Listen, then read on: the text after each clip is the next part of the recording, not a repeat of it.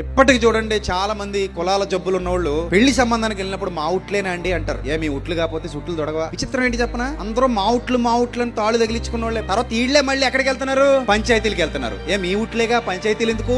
మీ ఉట్లేగా కట్నం కోసం వేధిస్తున్నాడు ఎందుకు? మీ ఉట్లేగా మొగుని ఎందుకు చంపేసింది? మీ ఉట్లేగా విడాకులు ఎందుకు తీసుకుంటున్నారు? అంటే మా ఉట్లు అన్నది అన్ని చోట్ల సెట్లు కావట్లా.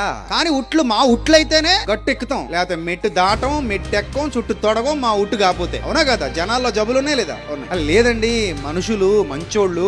ఏముంది, ఇద్దరు ఇష్టపడ్డారు, పెళ్లి చేసేద్దామంటే నో నో నో నో, చంపేయడానికైనా సిద్ధం గానీ జబ్బు కోల్పోవడానికి మనిషికి ఇష్టం లేదట. కూతుర్ని చంపుకున్న వాళ్ళు ఉన్నారు, కొడుకుని చంపుకున్న వాళ్ళు ఉన్నారు, విషాలిచ్చి చంపిన మహానుభావులు కూడా ఉన్నారు. పిల్లలకి ఏది వేరే కులం పెళ్లి చేసుకుంటున్నారని, పోనీ పెళ్లి చేసుకుంటున్నారని కాదు, చేసుకున్నాక వేటాడి చంపిన వాళ్ళు కూడా ఉన్నారు. ఎంత దుర్మార్గపు భావజాలం మనుష్యుల మనసుల్లో నూరి పోసేశారో మీరు ఆలోచన చేయండి. ఇది మామూలు జాడ్యం కాదు, ఇది పెద్ద రోగం కంటే పెద్ద రోగం.